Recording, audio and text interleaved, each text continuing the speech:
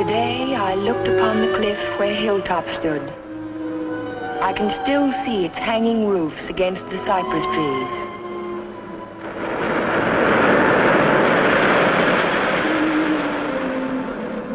But Hilltop is no more. There is only a scar of jutting rock where once its windows glittered in the California sun. My Aunt Amelia's house still stands next door. I was a welcome guest within its walls, but to me it will always be a house of fear. I was afraid that Sunday morning in September. I was afraid before the doorbell rang.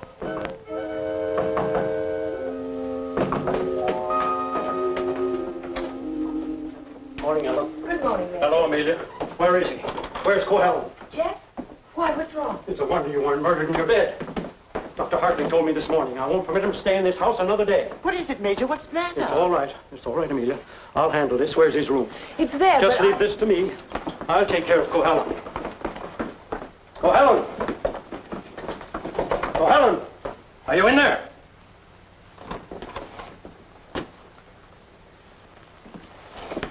He's gone. He can't be. He said last night... Well, I mean, he must be around somewhere. I'll search the place from top to bottom. Would anyone mind telling me what all this excitement is about? You've been harboring a dangerous man. A man who is... Wouldn't it be fairer to Jeff if we waited until we find him and then he can speak for himself? Well, by all means, find him. But where? Well, supposing I look in the garage and see if his car's still there. Just what did Dr. Hartley tell you?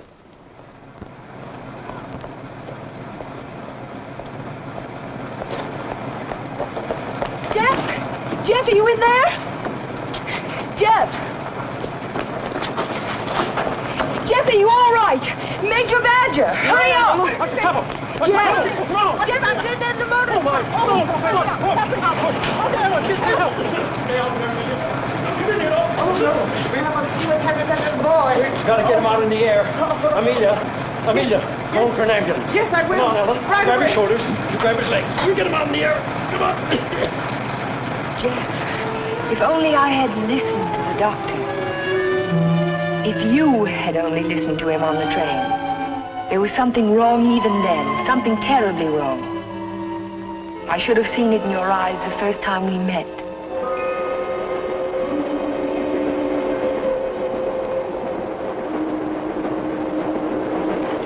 Well, hello, Jeff. Oh, hello, Doc. Patient in Los Angeles, or were you just doing the town? Oh, medical dinner at the Biltmore last night. What have you been up to? I spent a couple of days at the General Hospital. Those dizzy spells again? Nothing serious, I hope. When I need a doctor, I'll come to see you. I was getting some technical stuff for the Veterans Hospital I'm working on. Didn't I hear somewhere that Ben Sheppard donated the land for it? That's right. Join me in a cup of coffee? No, thanks. I've just had breakfast. I'll see you later then. Oh, Jeff, Yes? I don't like those recurring periods of depression of yours. Why don't you come in and let me give you a checkup? One of these days.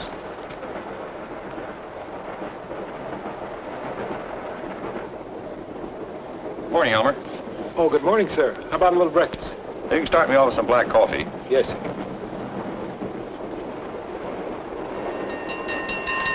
May I? Yes?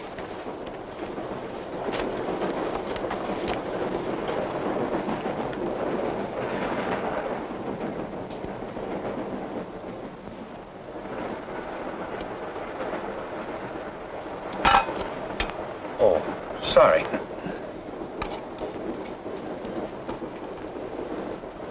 Go ahead, throw it. I'll just save the train from being wrecked. By throwing salt over your shoulder?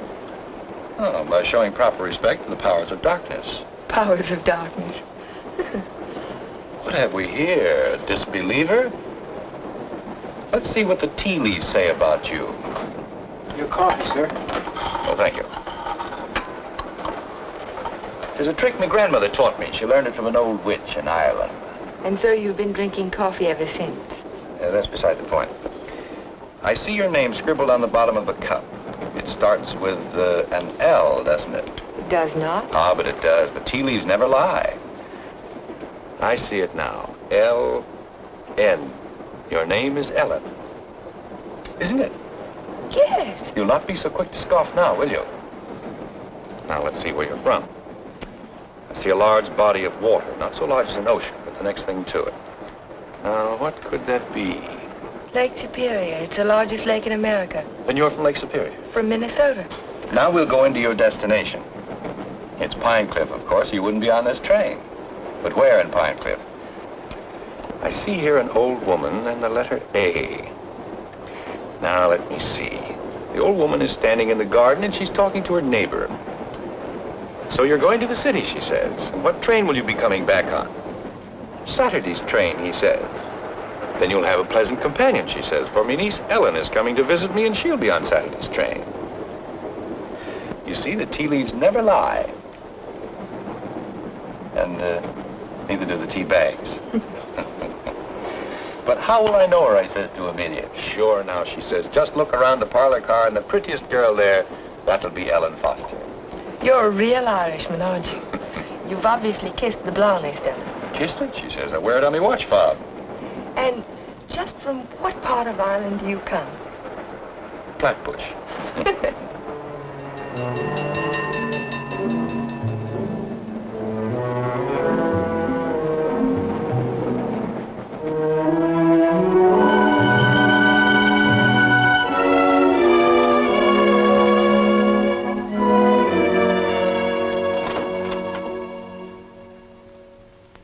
Good morning, Sue. Good morning, Mr. Cohalan. Mr. Sheppard here yet? Well, he's in his office. Thank you. I think this would be an ideal site for the beach club, don't you, Keith? Yeah, it certainly would, Ben. Mm-hmm. Busy, Ben? Oh, come right in, Jeff. Well, we bring the road in here and divide this section into 2-acre lots. And hold out this area for the golf course. Hi. How are you, Ben? Hello, Jeff. How was the trip? Fine, thank you. I bought you a little present while I was in Los Angeles. Found it in an antique shop. Hi, Jeff. Parents? It's a map of an old Spanish land grant. Say, that is an antique. Here's the Ibarra territory. My grandmother's grandfather, he lived right there. That was before California was a state, wasn't it, Ben? It certainly was. I keep forgetting how long your family's lived here. Only since 1820. Really? Come in. Pardon me, Mr. Sheppard. What is it, Mac? Well, Sue told me you were in here. Did you take any blueprints with you when you went down to the city? No, why? Why, the rear elevations are missing. They can't be. I put them in a file Thursday. Well, they're not there now. Well, there must be. Come on, I'll help you look for them. See you later, Ben. Thanks for the map, Jeff. Glad you like it. Jeff seems to be getting awfully absent-minded lately, doesn't he? Well, the boy works too hard. Maybe so, but... Say, that's quite a map, isn't it? Oh, it's a beauty. Look, here's our beach. That's the old Spanish name for it, Costa del Rey, the Coast of Kings.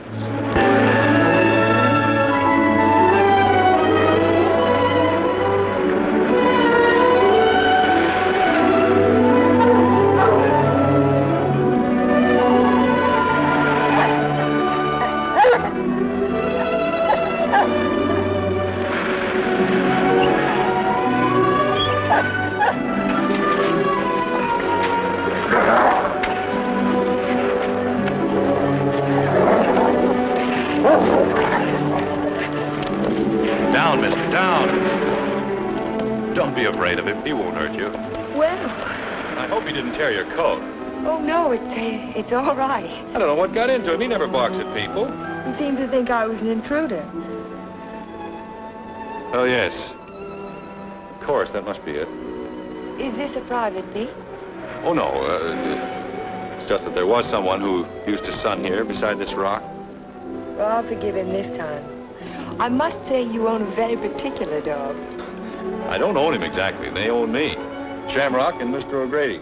Mr. O'Grady? Isn't that an odd name for a German Shepherd? Well, it's Herr von Gradenstein on his papers. I translated. Well, I guess I ought to go home. I'll walk along with you.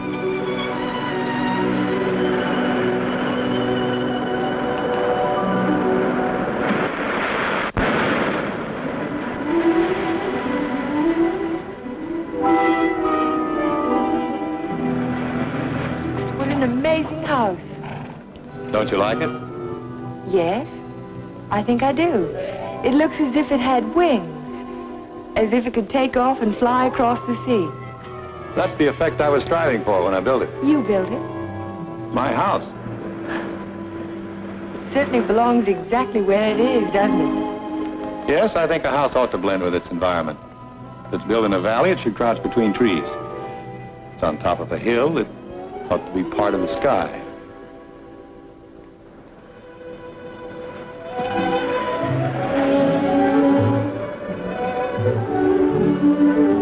As soon as I put Shamrock up, I'll walk the rest of the way with you. It's nice of you to insist. Isn't it? I'm beginning to like your house more and more. You can't take it all in at the first glance, can you? No, it's like some people that way, I guess. You have to know them a while. Like you, for instance? Yes, I suppose that's true of me, too. We don't have houses like that in Minnesota. Do you mind if I take a closer look at it? I thought you said you were late. Oh, another 10 minutes won't matter.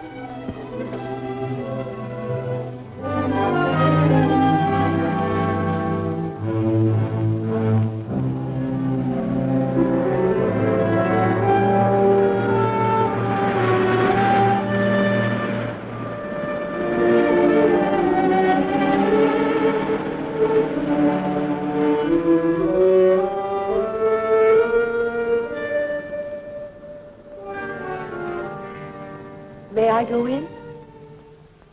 Why, of course.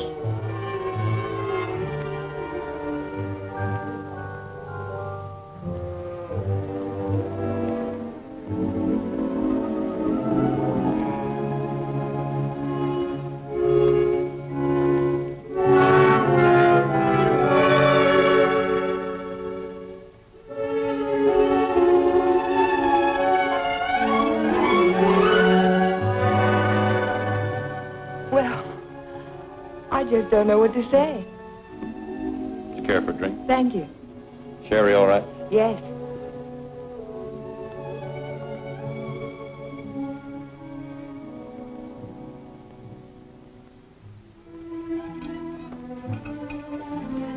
What an unusual picture. It's by Del Lopez, the Mexican modernist. Thank you. What's it called? Doesn't have a name. What does it suggest to you? Well, it's not real, but then it's not real either. It might be a garden in a dream. It might be. Or he dreamed of the girl who belonged in the garden. That's pretty good. And then she became more important than the garden, and perhaps that's why she's out of proportion. Perhaps she did. Perhaps that's why a woman gets out of proportion to a man. I really don't know anything about modern art. There isn't anything to know about it. It's like music. Its form doesn't have to copy nature to please the senses. Or does it? We were talking about art. I was talking about figures. Are you interested in figures? I have a Sivigliano. You have a what? Sivigliano, an Italian sculptor. I bought one of his porcelains with my first fee. Would you like to see it? Yes, I would. Where is it? Over by the window. Come on, I'll show it to you. This is my good luck charm. It's called Hotai, the Chinese goddess of chance. Sivigliano always...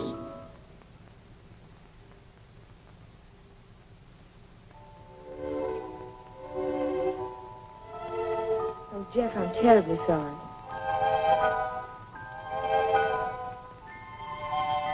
Can it be mended? No, it's beyond mending. Well, Aunt Amelia may be worrying about me. I suppose I should go home. Yes, I suppose you should.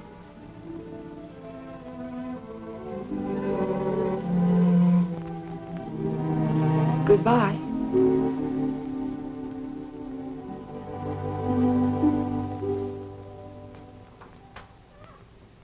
Good afternoon, Luella. Hello, Miss Foster. Is Aunt Amelia at home? I didn't see her go out. Ellen. Oh, hello, Aunt Amelia. Were you afraid I was lost? No, I was sure you could take care of yourself.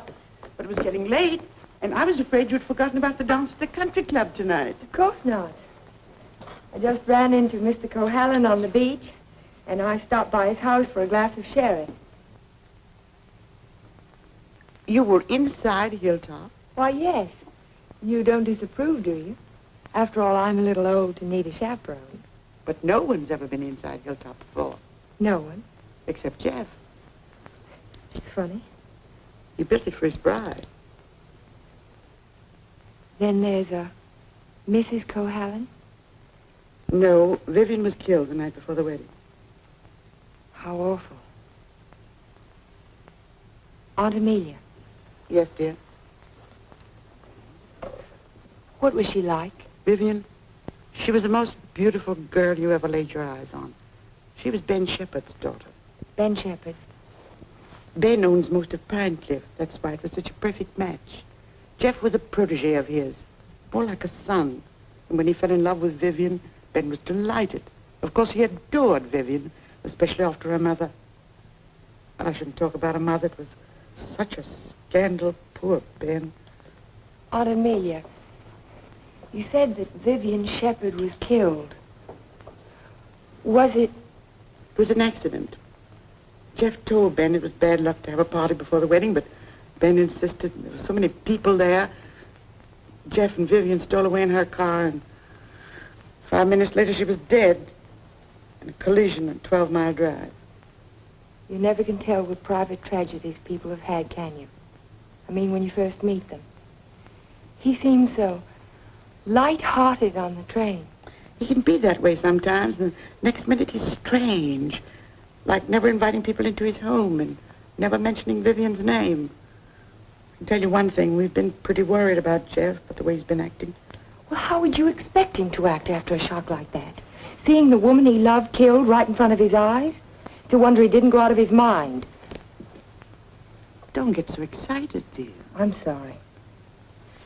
And don't get too interested in Jeff Cohalan. There are other attractive men in Pine Cliff. Oh, men who aren't... Men who aren't what, Aunt Amelia? Well, after all, he has had a tragedy in his life, and it's only a year ago. Hadn't we better get dressed? Yes.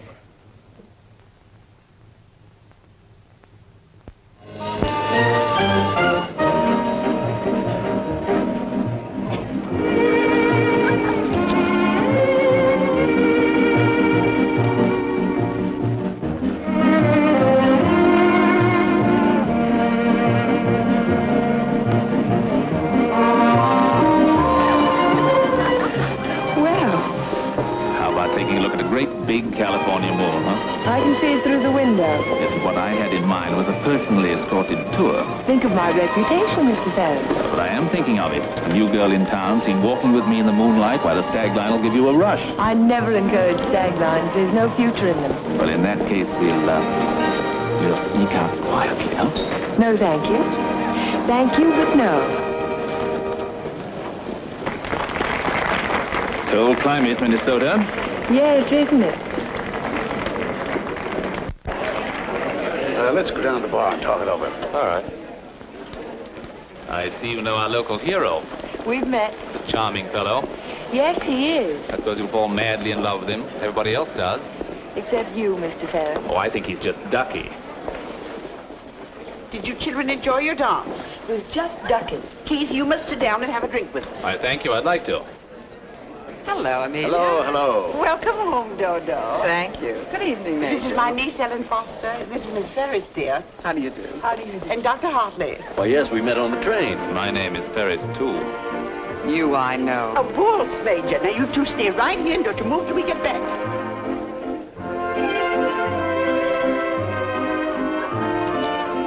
Miss Foster, the only dance I know is a waltz. Will you risk it with me? I'd love to, Dr. Hartley. And how were things at the separation center? Did you have a good time? Reno is delightful. I received my discharge papers yesterday. You'll get your copy in the mail. Well, that calls for a celebration, doesn't it? It certainly does. In that case, I'll take you down to the bar and buy you a drink. Oh, really? Oh, come now. We're civilized people, aren't we? Well, I guess it can't do any harm. You know, I think it ought to be a lot of fun, now that we're not married anymore.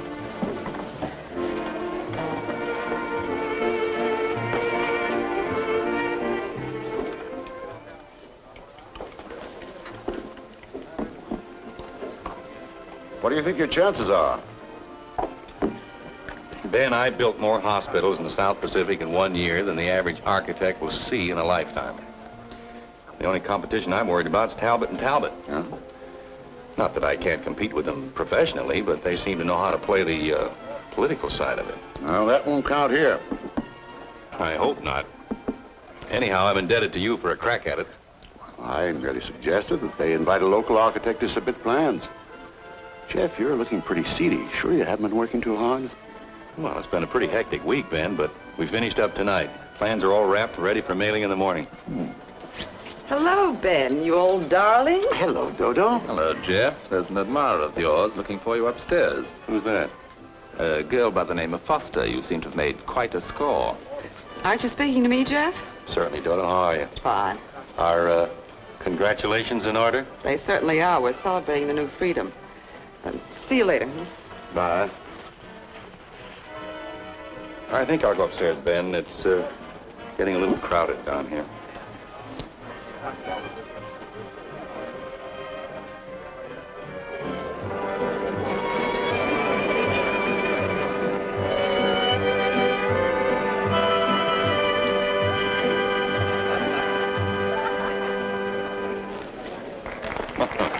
Too long? I'm completely exhausted.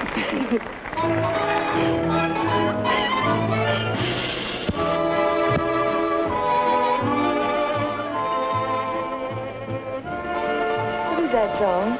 Do you know? It's called Don't Forget Me. Oh, I remember. They played it a lot last year. Yes, they played it last fall. Is something the matter? No, I didn't eat my dinner. I guess you shouldn't drink on an empty stomach. Excuse me.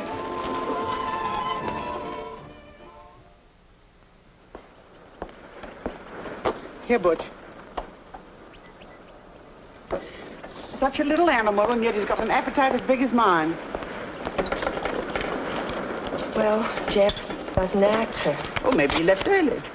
But he looked so worried last night.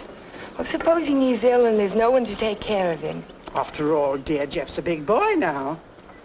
Oh, how nice. We're invited to Ben's fiesta next week. He gives one every year. I think I'll walk over and make sure he's all right. Who, Ben? Oh, you mean Jeff?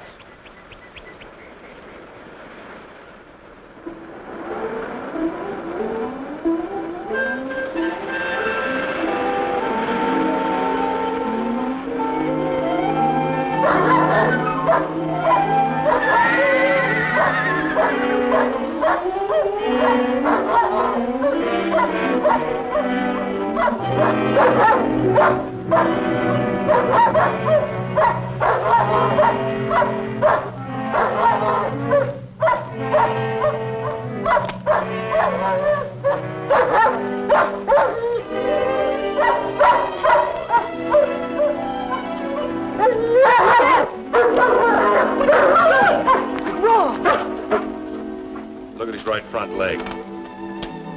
It's shattered. Poor Shamrock. I hate to have to destroy him. How did it happen?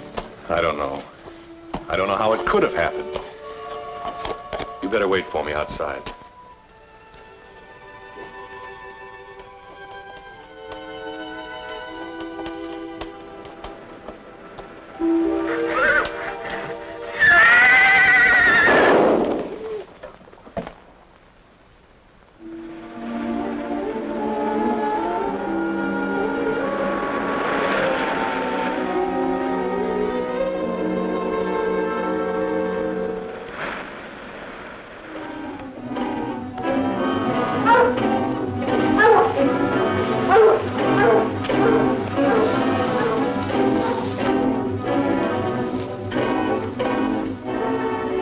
See which way he went? Who? The man. What man?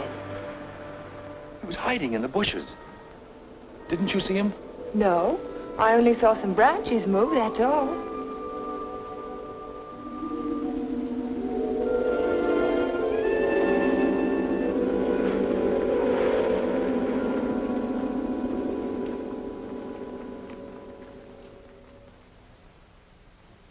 I've never seen lovelier roses. What are they called? Matador, I believe. They grow on the bush out on the terrace. Matador? Oh, of course, after the color of the bullfighter's cape. Or the bull's blood. Jeff, I'm so sorry about Shamrock.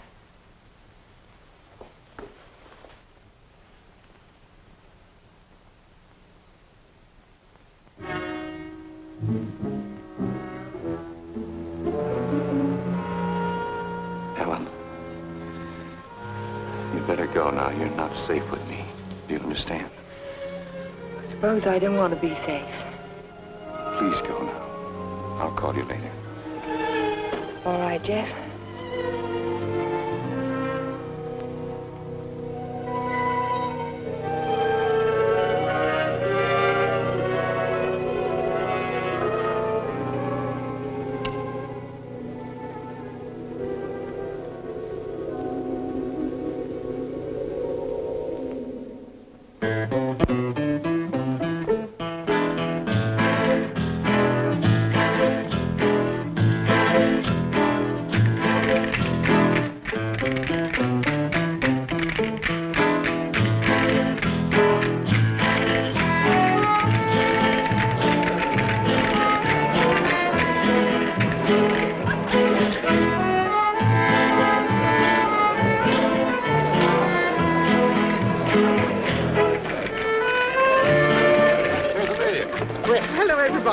Ben, this is a wonderful part. Oh, thank you, Amelia. Tell me, have you seen the Major?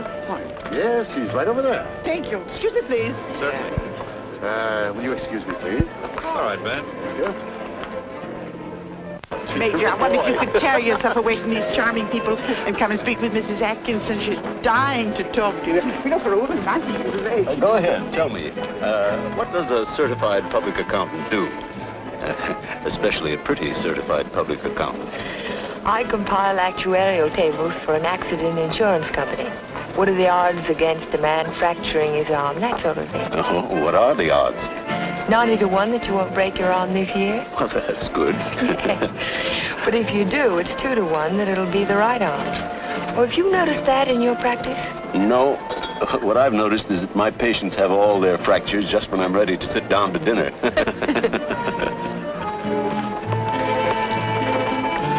Hey, you. Come here a minute. I want to talk to you. Si, senor. Didn't I see you around my place last week? Me? Me, no, senor. I'm sure I saw you hanging around my stable. Me? No, senor. Some other fellow, but not me. Just a minute. All right, go ahead. Well, I wonder what that was all about. Oh, the morning after the dance, I went over to see if Jeff was all right, and there was a prowler behind a bush. Did you see him yourself? No, but Jeff did. Oh. Cigarette? Thank you. Did you ever compile any figures on the incidence of mental diseases for your insurance company? No, they weren't on our list. Interesting subject. Who's sane and who isn't? Hard to tell sometimes. Do you know anything about paranoia? It's a form of hallucination, isn't it? Delusions of persecution. Starts with an inability to withstand stresses. Normal person experiences misfortune, throws it off sooner or later. But if a person is psychotic to begin with, he may start to imagine things. He might even begin to imagine there's a conspiracy against him. That's when he gets dangerous. Do you have a specific case in mind, Doctor, a person that you're treating? No, it's out of my field. I'm a general practitioner, not a psychiatrist. Senor Doctor. Yeah. Lady call on telephone, very sick. You come right away? Did you get the address? Si, senor. Oh, thank you. Forgive me, please. Of course.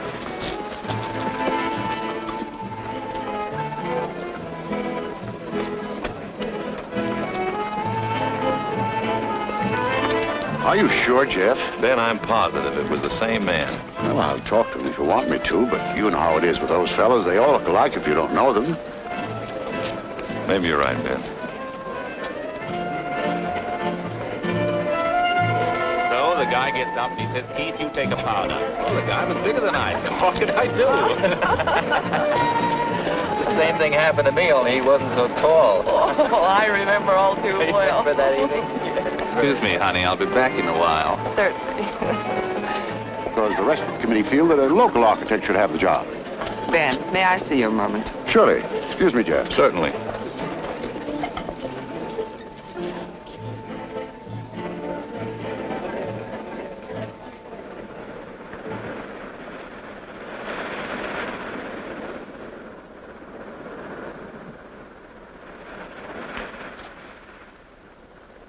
Well, if it isn't Miss Icicle from Minnesota. Good evening, Mr. Ferris. Call me Keith. It was nice of you to find this secluded spot. Are you always this way when you've been drinking? Oh, now this Miss Prim and Proper business didn't fool me for a minute. I spotted you the first night. Don't. You don't have to pretend, honey. Just relax and enjoy it. Stop it. You kidding?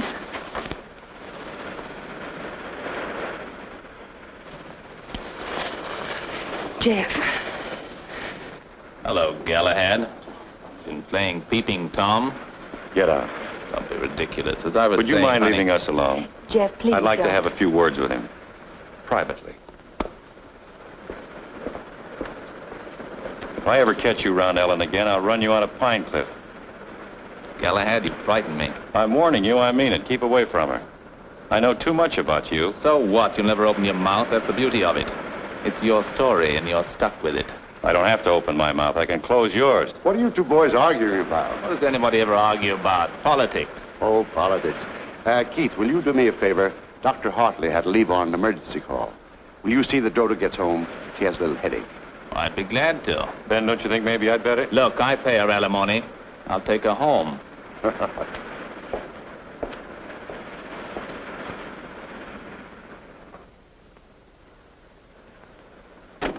It was a lovely, lovely party, darling. I'm glad you enjoyed it. You're sure I can trust you to take her straight home? Oh, the car knows the way, Ben, all by itself. Good night, then. Oh, Ben. Yes? It might be a good idea to keep an eye on Jeff tonight. See that he doesn't drink anymore. He was getting a little out of control. Thanks, Keith. I'll watch him. Good night.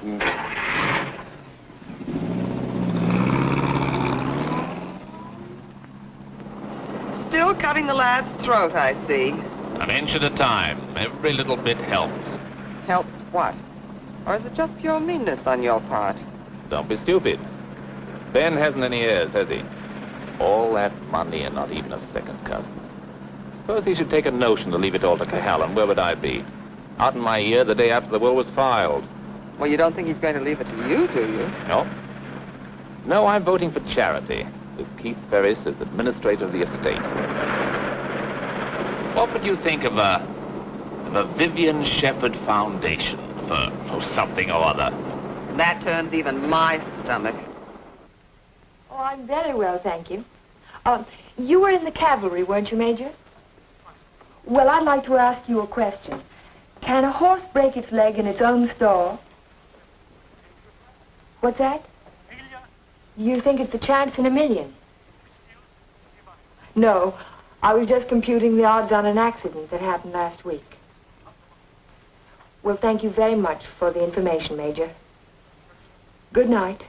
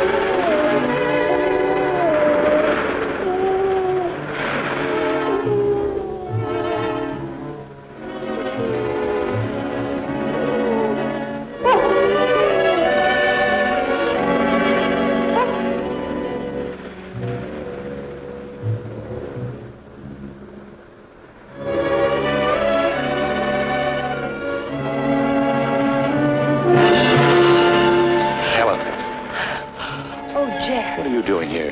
I heard the dog howling and I heard it too. Could you tell where it came from? No. It's around here someplace, but I can't locate it.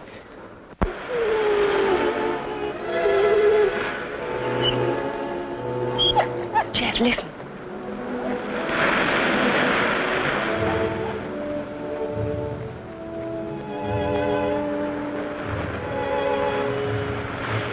What's the matter, mister?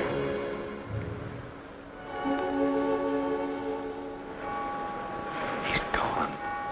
Oh, Jeff.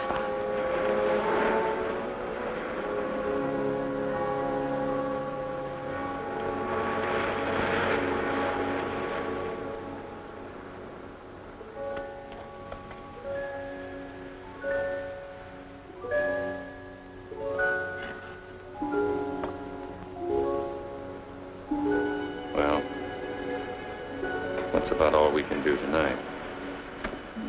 Jeff, I want to talk to you. Well, not now. I'm sorry, I didn't mean to be rude, but I'm just not in the mood for conversation. You have to listen. It's important. Well, let's go up to the house.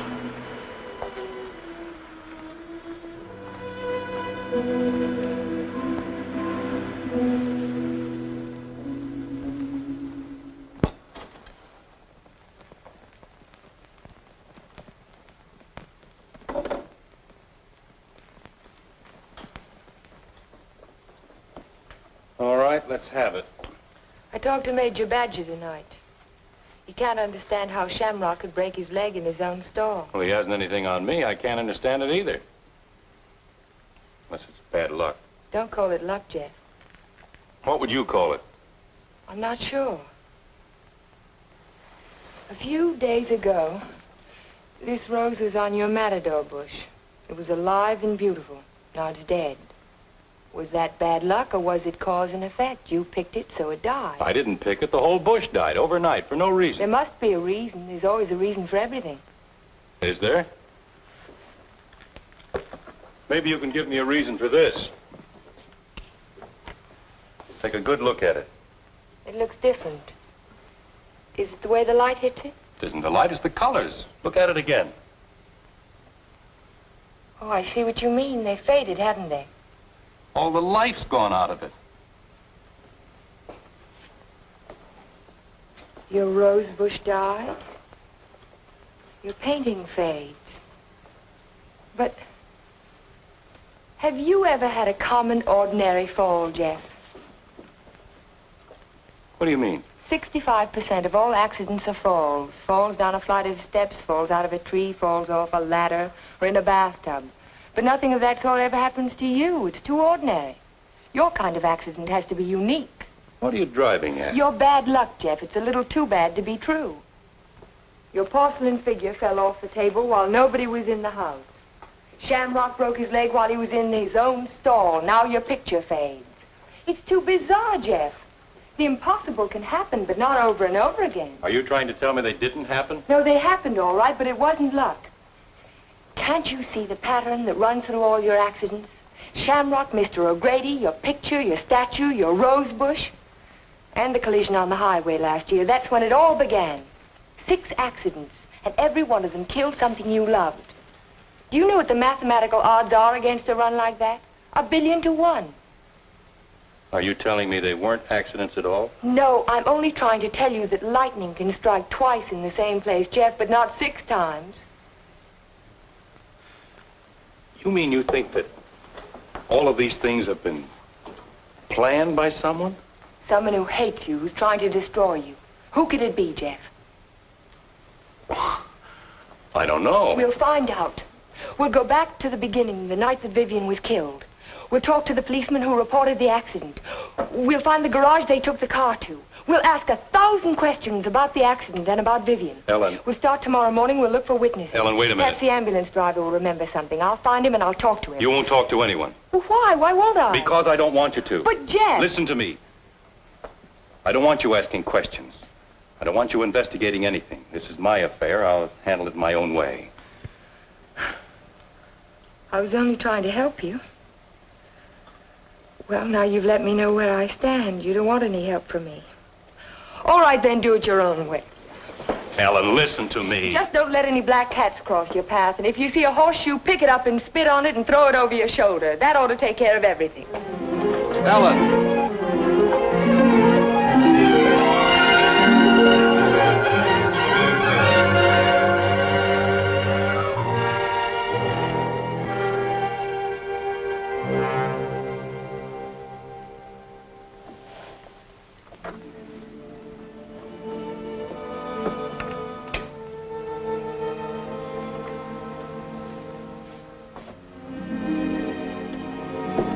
Come in. Hello, Aunt Amelia. You didn't tell me good night, dear. I'm sorry. Is anything wrong? No, there isn't anything wrong. There isn't anything right either. I saw you come home. You were at Jeff's again, weren't you? Yes. I don't want you to think I'm an old busybody, but I'm all the family that you have, and it would help you to talk to someone. What is there to talk about? He doesn't love me, he never will. He's in love with a memory. I tried to warn you to be sensible. Sensible. I love him. I've got to help him if I can, whether he likes it or not. I know. Good night, dear. Good night, Aunt Amelia.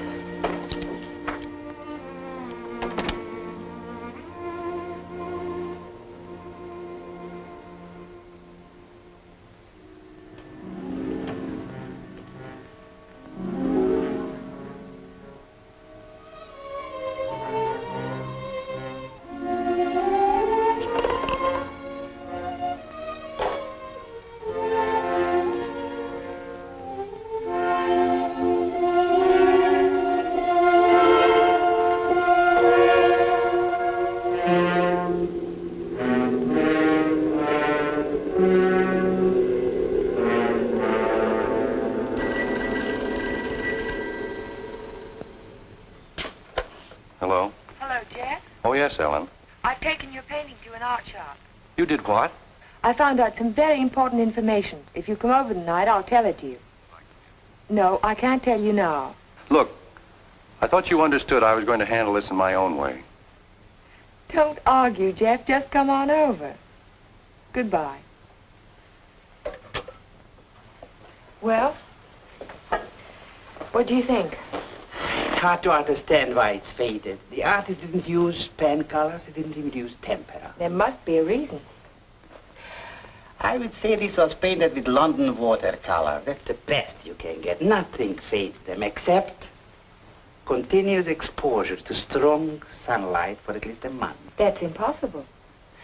I can't imagine what caused it. Well, I tell you what I can do. I can talk to a couple of artists I know. They might have an idea. I think my best bet is to go and see Trilfeed. He's a watercolor man. He's one of the best. He ought to know everything about it. I think I'll catch him tomorrow morning. You know Trilfeed, the naturalist. He painted dogs and horses and cows.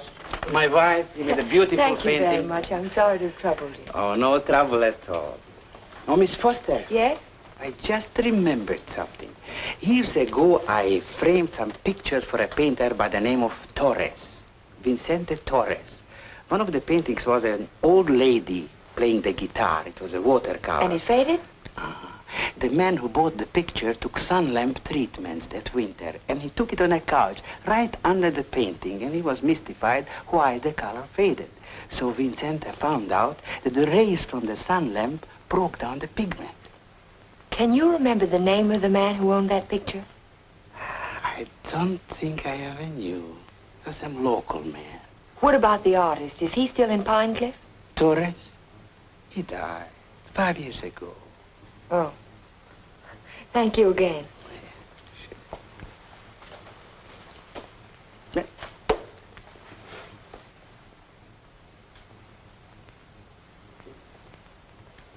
Very strange. Have you told anybody else about this? Of course not.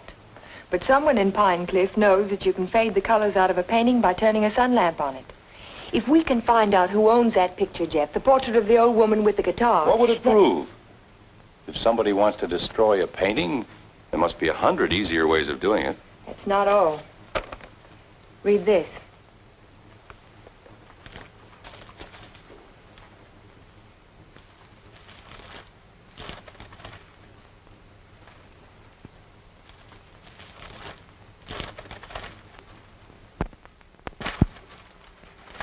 Arsenic? In the soil underneath the matador bush. I dug it out this morning. Enough arsenic to burn out the whole root system. It didn't get there by accident, Jeff. Someone put it there. Someone who knows how to poison a rose bush. Or a dog. Or a man's life. Would you really like to help me? You know I would. Then forget it. Forget the whole thing. But there was poison in the root system. The chemist told me. You never saw the chemist. You never heard of a portrait of an old woman with a guitar. Do you understand? No. No, I don't understand. Jeff! Jeff! Your house. Look out the window. I saw it from upstairs. What? It's burning.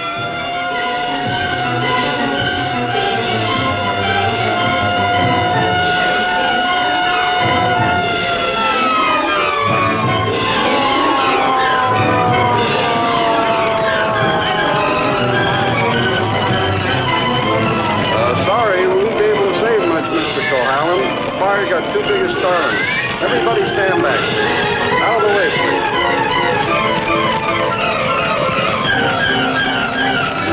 Hello, Jeff. A lovely fire, isn't it? You know, you can see it for miles. Jumped right in my car and drove over. Wouldn't have missed it for anything.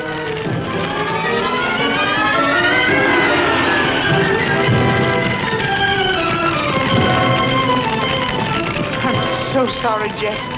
Such a beautiful house. I'm glad it's gone.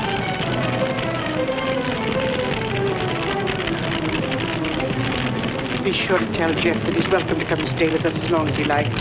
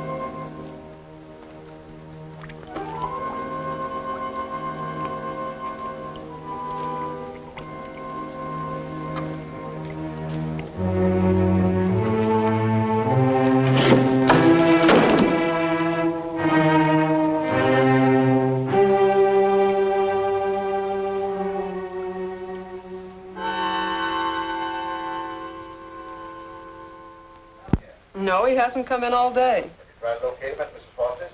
Yes, I did, but he left the house early this morning. Well, wait a second. Here he is now. Good, good. Have him come right in. Mr. Sheppard wants to see you. So I hear. He'll be right in. Thank you. He's here now, Stacy. Hello, Ben. I didn't mean to keep you waiting. That's quite all right, Jeff. I'm terribly sorry about what happened last night. I know you are, thanks. I wouldn't bother you about anything today ordinarily, but Mr. Rogers just came to town. Stacy Rogers, chairman of the hospital committee. Oh, of course. How are you, sir? Glad to know you. This is the Jeff Cohalan I recommended to you. Yes, we examined your plans last night, Mr. Cohalan. Good, clean, modern lines. Thank you. I'm sorry we couldn't give you the job. You couldn't, what? I was just about to tell you, Ben. We decided on Talbot and Talbot. You did? Well, this is a surprise, Stacy. Which was it, Mr. Rogers? Politics or stupidity? I beg your pardon. If they'd given it to Magruder or Chesney and Pike, I wouldn't have said a word because I know the boys would have gotten a good, modern hospital. But Talbot and Talbot haven't had a new idea since Burnham did the Flatiron Building. Oh, now, take it easy, Jeff. Oh, they're not architects. They're political finaglers. Maybe you can tell me just one detail in their plan that was an improvement over mine. Name just one. Young man, your attitude doesn't deserve a reply. But since you're a friend of Mr. Shepherd's, I will say to you that no member of the board, myself included, could understand how a reputable architect would submit his design for an important building with no interior detail whatsoever. No detail. There were 17 blueprints of the interior, right down to the placement of the operating tables and surgery. You may have drawn them, young man, but you didn't send them to us. There were no interior details? None at all. Could they have been misplaced somewhere in your office? Not possibly. The sealed packages were opened in the presence of the entire board. Maybe you misplaced them, Jeff. You know how absent-minded you've been. Suppose you can find the duplicates. Would the board be willing to reconsider? That's impossible. The contract has already been awarded.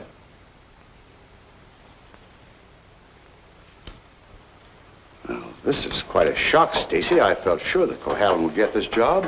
Oh, I'm sorry, Ben, but you understand my position. Jeff, you weren't going home without me, were you? Without you?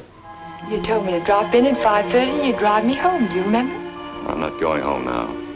Oh, is anything wrong? Everything's wrong. Come on, let's get out of here.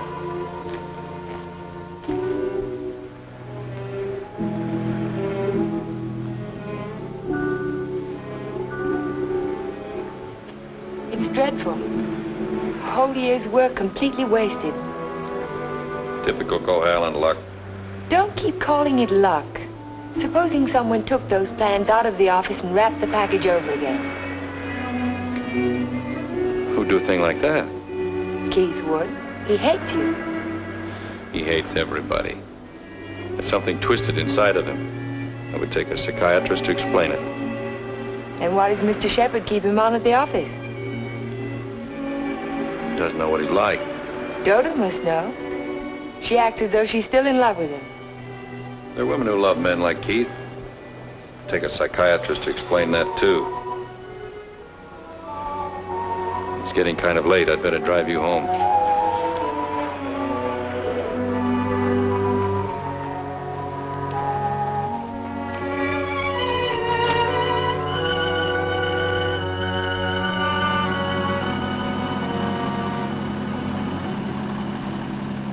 Isn't this near where... What'd you say? Nothing. Drive faster, will you, Jeff? I want to feel the wind in my face. All right.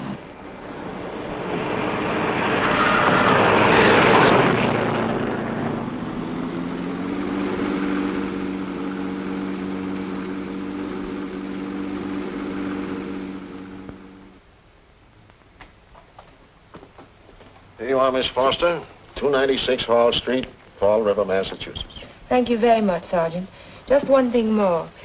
The accident happened on 12 Mile Drive, didn't it? That's right. Just 3 miles from Pine Cliff. Thank you very much. Traffic Department. Miss Foster. Who? Just a minute, please. Oh, Miss Foster. It's for you. For me?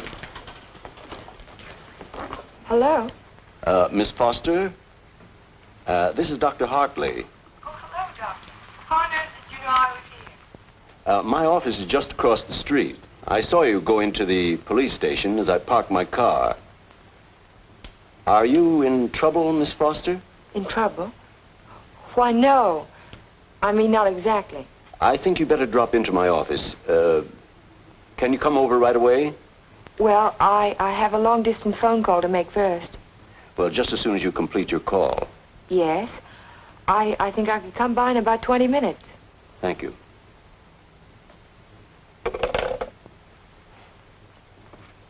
Thank you, Sergeant. That's all right. Miss Foster. Hello, Dr. Hartley. Come in. Come in. I was startled when you telephoned me at the police station. Well, I'm very glad I spotted you when I did. Why did you ask me if I was in trouble? Well, the fact is, I'm in rather an awkward position. But your aunt is getting along in years, and I didn't want to disturb her unduly, so I thought it best to discuss this matter with you. Sit down, sit down. Thank you. Yes, Doctor? Since I'm your aunt's physician, I feel it's my duty to inform you that she isn't safe. That neither one of you is safe, for that matter. So I wanted to get your permission to speak to your house guest, to ask him to move to a hotel. But I don't understand. What has that to do with my aunt's safety?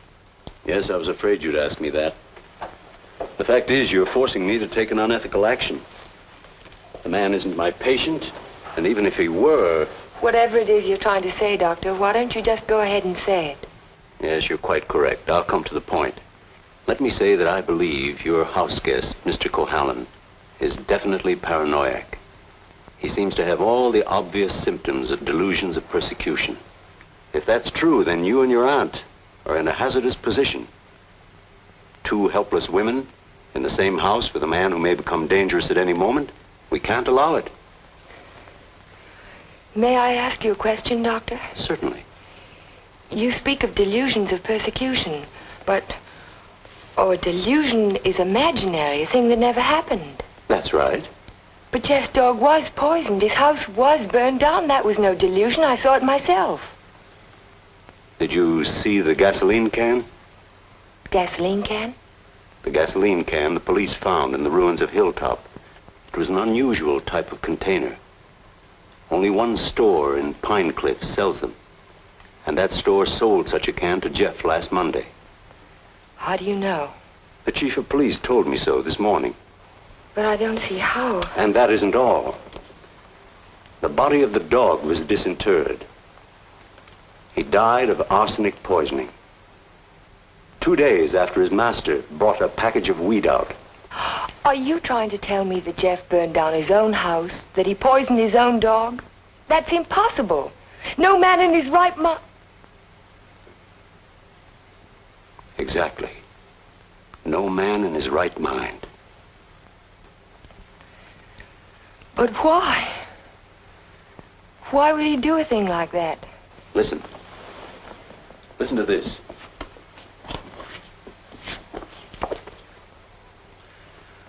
Once the feeling of guilt is firmly established in the subconscious, the patient may do injury to himself as a form of penance or self-imposed retribution.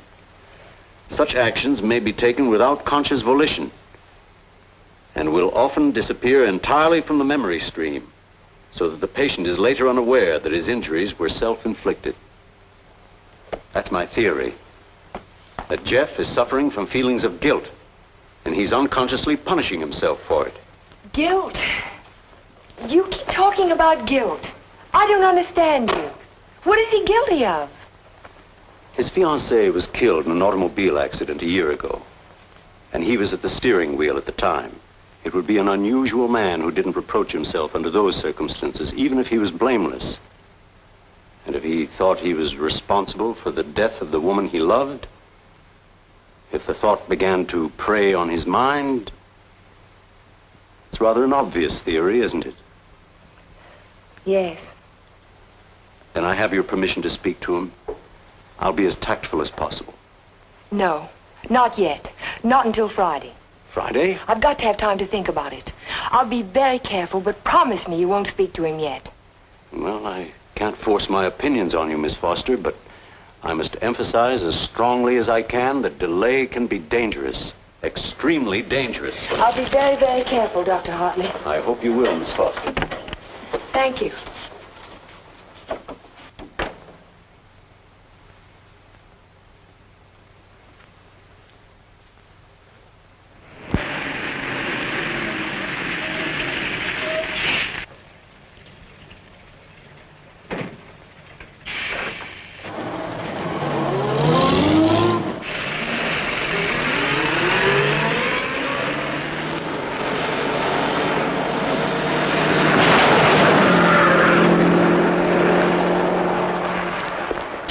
That man must be crazy.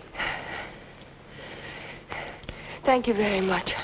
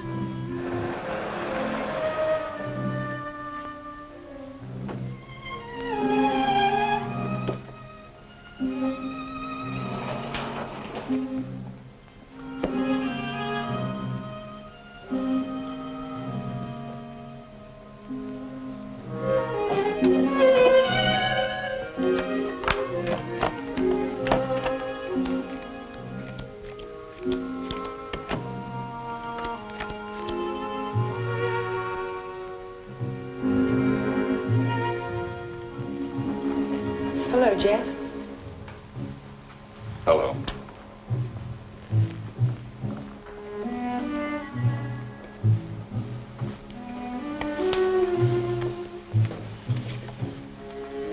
Jack of spades. Is that bad luck? Like a black cat? A dead man's card. Oh? Is there a card for a dead woman? The queen of spades. I almost drew it this afternoon. Oh, what happened? Oh, I just gotten off the bus and was waiting to cross the street and a car nearly ran me down. It almost seemed to be trying to. Did you see the driver? No. I was too busy trying to get out of the way. What kind of a car was it? A green convertible. Like yours. Except the top was up. You've got to get out of here, Ellen. You've got to get out of Pine Cliff right away. Why, Jeff? Because something else is going to happen. I can feel it. It might happen to you. I'm not going to leave, not now. I'm warning you, Ellen. It's no use, I'm not going. You're asking for trouble. Am I? And I'll really ask for it.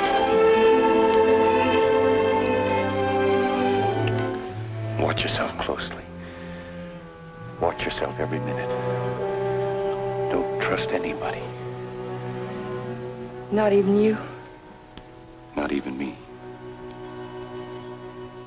Well, I think I'll go to bed now.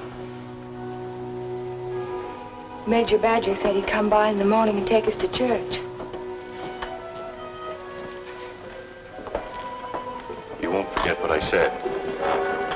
You'll be careful. I'll be careful.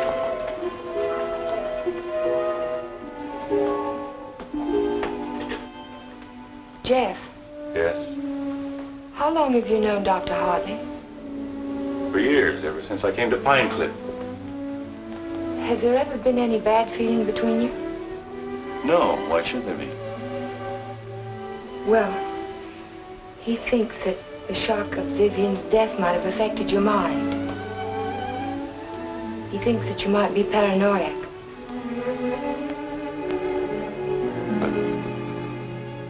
You don't think so, do you? No. I don't think so. Good. Good night, Jeff. Good night, Ellen.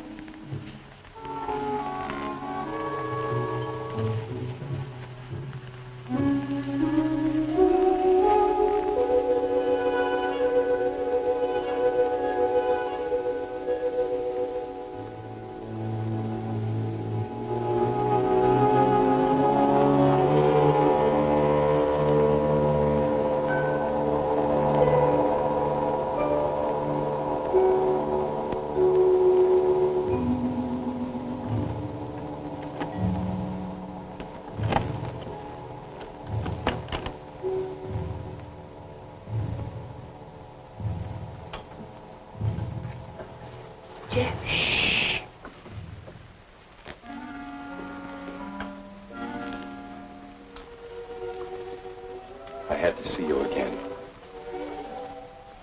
I wanted you to have this. Don't be afraid to use it if you have to. I want you to wait for me tomorrow morning. Tomorrow morning? You mustn't leave the house. You mustn't leave the house without me. Promise you won't.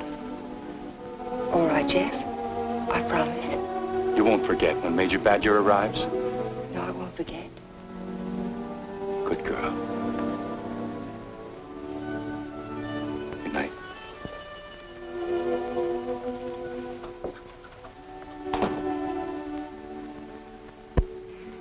We found Jeff early the next morning.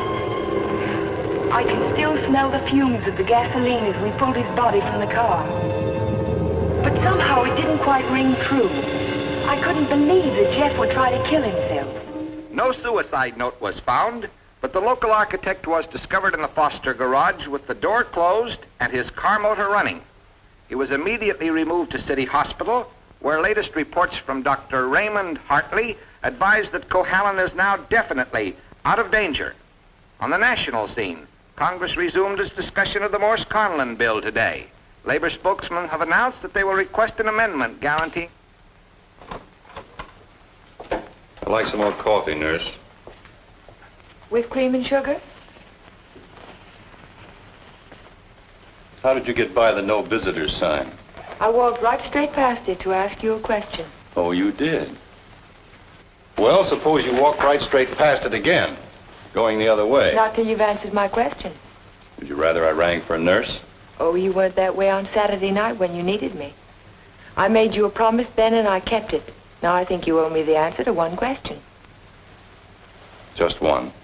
Well, I won't ask you why you came to my room that night. I know the answer to that one. Oh, you do? Certainly. You wanted to make sure that I'd find you on Sunday morning before the motor ran too long. You probably didn't start it until after the major rang the doorbell. You don't miss much, do you? You counted on that, too.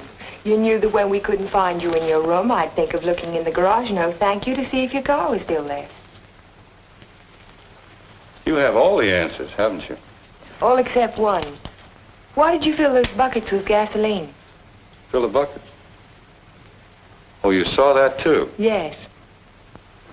I wasn't filling buckets. I was draining the gas tank. So if you didn't show up in time, the motor would stop running as soon as the gas in the carburetor was gone. But why? Why did you do it? You had your question. Don't be technical. Why did you pretend to commit suicide? When that car almost ran you down Saturday morning, you don't think that was an accident, do you? I couldn't get you to leave town, so I had to give him a different target. Different target? Me. Man doesn't kill my rose bush and my horse and my dog and then stop there. He must want to kill me. I can't wait any longer, not while strange automobiles are trying to run you down on the highway. I've got to force his hand now. I want him to think that it's safe to take a shot at me. Don't you understand? Not quite. I've tried to commit suicide, haven't I? It was on the radio. It says so right here. So what if somebody takes a shot at me now and leaves the gun in my hand? It's an open and shut case, isn't it? The police wouldn't even investigate. So he's free to kill me now if he can. Doesn't have to hit around the edges anymore. But keep away from me. Don't stand too close to the target. Is that why you wanted me to leave Pine Cliff? That's why I want you to go home now and stay there. Lock the doors from the inside. If you have any visitors, don't let Aunt Amelia out of your sight. Don't trust anyone. Where will you be if I want to find you? I don't know, but I have to get out of here. I can't wait for him to make the next move. I've got to get out and go after him. You say the exhibit was in 1939? The summer of 39. I ought to have that catalog somewhere.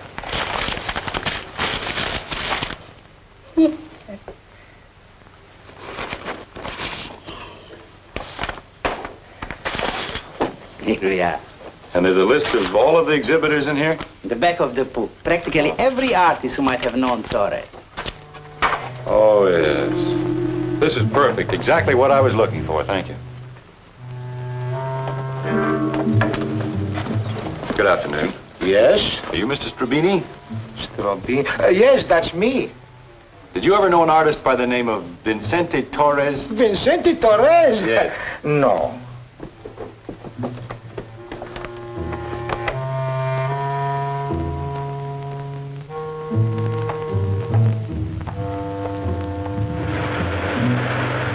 Vincente Torres? Certainly I knew him well.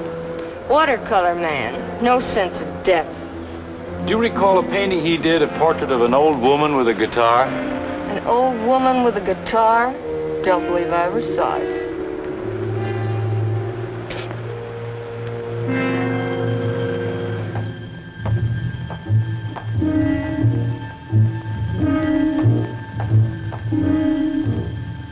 The old woman with the guitar?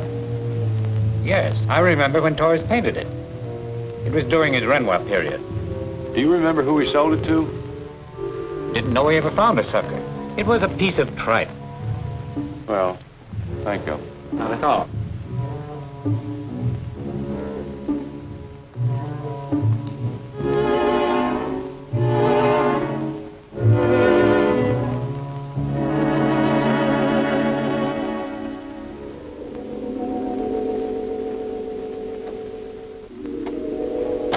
Why, Mr. Cohalan, Hello, Sue. you had a few phone calls. Anything important? I don't think so. A man named Carter called. Said he was a friend of an artist that you knew. The name sounded like Boris. Was it Torres? Could be. Did he leave a number? No. He said he'd call back around 6. What's after that now? When Mr. Sheppard's anxious to see you. He's still in the office. Okay. Sheppard Estates. Oh, yes, just a minute. Mr. Carter. Hello? Yes, that's the man, Vincente Torres.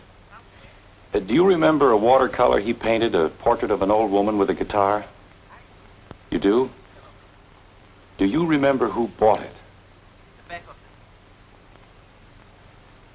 You're absolutely certain? Oh, thank you. Yeah.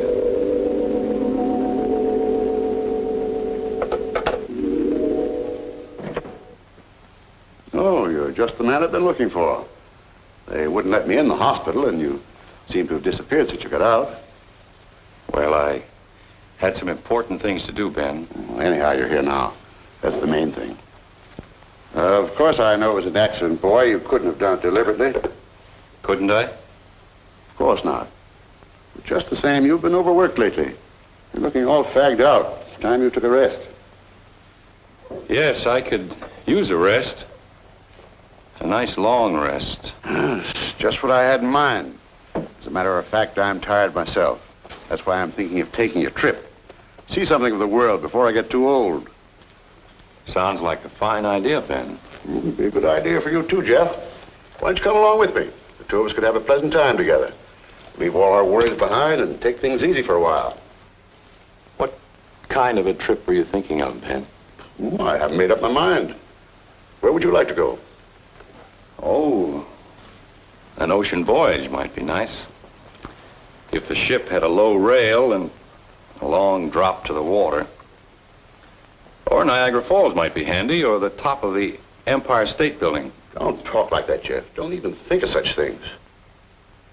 I wasn't thinking of suicide, Ben. I don't expect to jump. I expect to be pushed.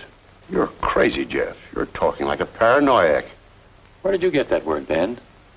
Did you read it in a book, complete with all the symptoms? I'm only trying to help you, but if you're going to take this... Sit down, Ben. Sit down and listen. You had all the tools to work with, didn't you? Your ranch hands who think you're a king will do anything you tell them to. I was out your place yesterday, Ben, looking for Pedro. They told me he didn't work for you anymore, hadn't since the day after my house burned down. You let him go, didn't you? After he'd done his job. I'm beginning to think the doctor's right. I'm beginning to believe you do have delusions of persecution. Paranoia, Ben. You learned the word. Use it. When did you first plant the idea in Hartley's mind? Did you say, I'm a little worried about Jeff? And tap your finger on your forehead? Jeff, I'm not going to talk to you any longer. You're not in your right. Not while you're in your present mood. I wouldn't do that if I were you. You haven't answered my questions, Ben. Are they too difficult? Let's see if you can answer an easy one. Whatever happened to that painting that used to hang in your living room, the portrait of an old woman with a guitar? Wasn't in the living room. It was in my study. Why? When'd you get rid of it, Ben? After it faded? After you found out what a sun lamp can do to a watercolor? You want to know who put me on your trail? You did yourself. When you tried to convince me I couldn't trust my memory anymore. I hate to say this, Jeff, but you can't trust your mind anymore. Can't I? I made a written list the night I wrapped the hospital plans to make sure nothing was left out. And 17 blueprints were missing when the package was opened by the state board. No one could have tampered with that package but you. No one else knew it would be on my desk overnight. I didn't know anything. Yes, you did. I told you. At the country club. You wanted to destroy my faith in my work, didn't you? It was the only thing I had left. Oh, Jeff, this is ridiculous. That's what I thought at the beginning. But once I began to suspect you, it all fitted together. I even remembered that your foreman was in the store the day I bought the can of gasoline. That gave you an idea, didn't it? Yes. It gave me an idea. How do you like your own medicine? How do you like waking up every morning wishing you were dead? Then you don't deny it anymore. No. I'm glad you found out. Because you can't do anything about it. Go tell somebody I poisoned your dog. Go say I burned down your house. You know what they'll think, don't you? They'll think you're crazy. I don't care about the others. It's what you think that's important. You've been like a father to me, Ben. In a funny kind of way, you still are. What made you change? What made you start to hate me? Was it Vivian? You killed her. I did everything for you that one man can do for another. And how did you repay me? You murdered her. Not murder, Ben. Not murder. A drunken man at the wheel of an automobile. What is he if he isn't a murderer? Go in there. Can't go in there. No. Ellen, what are you two? Jeff. Mr. Sheppard, this is Mr. Nelson of Fall River, Massachusetts. Last year he was driving through California, and when he reached Pine Cliff, he had an accident on 12 Mile Drive. Is this the man who was driving the car in which the girl was killed? Well, you said not to say anything when you paid my damages. Go ahead, answer. No. No, it wasn't. It was that fella back there.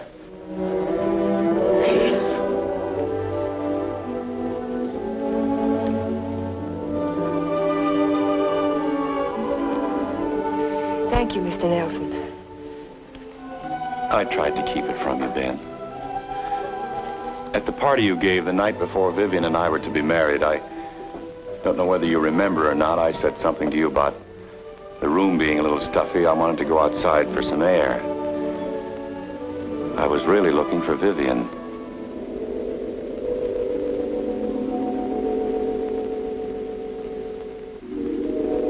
I found her, all right. I heard them talking to each other. It wasn't anything new, Ben. It had been going on for years. All the time I was overseas. He was telling her why he'd never marry her. He couldn't. Dodo wouldn't give him a divorce. So she said, we'll run away without a divorce.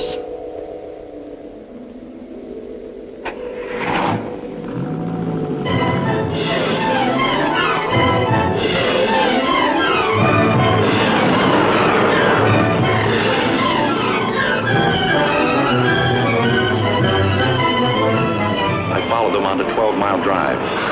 I didn't know where they were going, but I knew I had to stop them if I could. He was going as fast as the curving road would let him.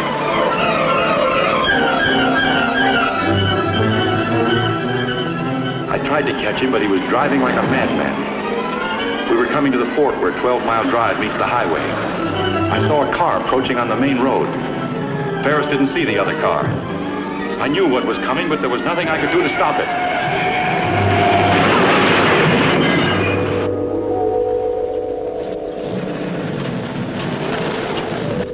I jumped out of my car and ran toward the wreck.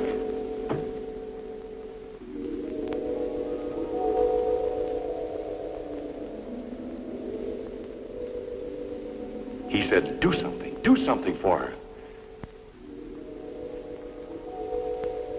But there was nothing anyone could do for Vivian. There was only one thing left to do for anybody. I told him to take my car and get away from there. I didn't want you to find out how she died, Ben, or what she was really like.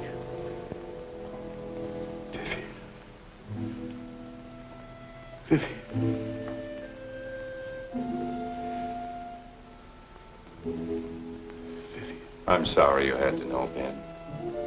Even now.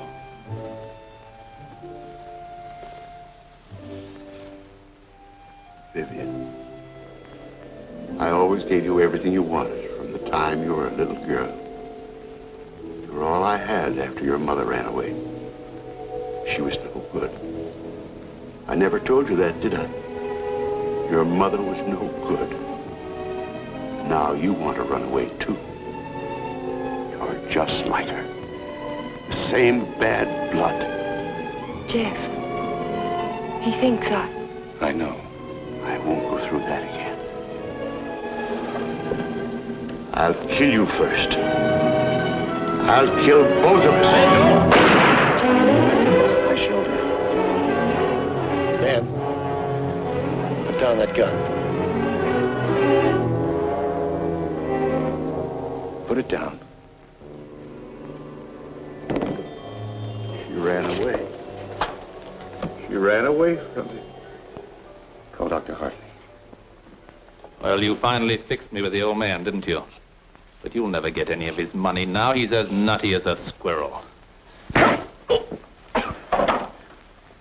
get out of here. Get out of Pine Cliff. If I ever see you again, I'll kill you.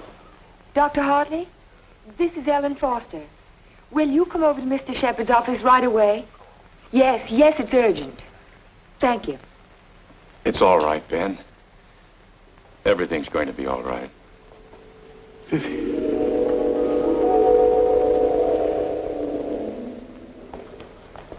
Well, Doctor, will he live? He's healing beautifully. No infection, no complications, simple perforation of the deltoid. And all the time I thought it was my shoulder. You won't need that thing anymore. Good. Here. He'll be as good as new in a week. Tell me about Ben. Well, Amelia, Ben was the psychopath, of course, from the beginning. I ought to have suspected it, of course. Now he's had what the psychiatrists call a catharsis. He's brought his troubles out into the open.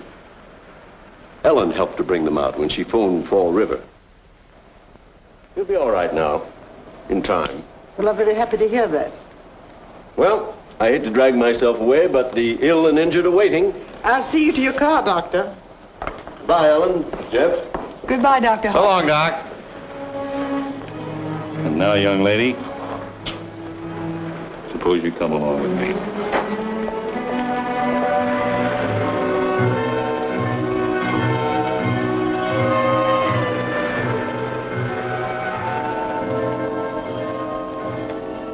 Ellen. Yes, Jeff? There's something I've been wanting to ask you. Yes, Jeff? How in the world did you ever find that fellow from Fall River? Oh, I found him in the traffic accident records at the police station. What made you think of him? The way you drove your car on 12 Mile Drive the other night. You could never have driven so recklessly with me if you'd been at the wheel when Vivian was killed. Not on the same road in the same place at the same time of night. You're pretty smart, aren't you? No. Yes, you are. You're very smart. No, I'm not. Oh, yes, you are. No, because I thought that you loved her. I thought you loved her all the time. I never really loved anyone.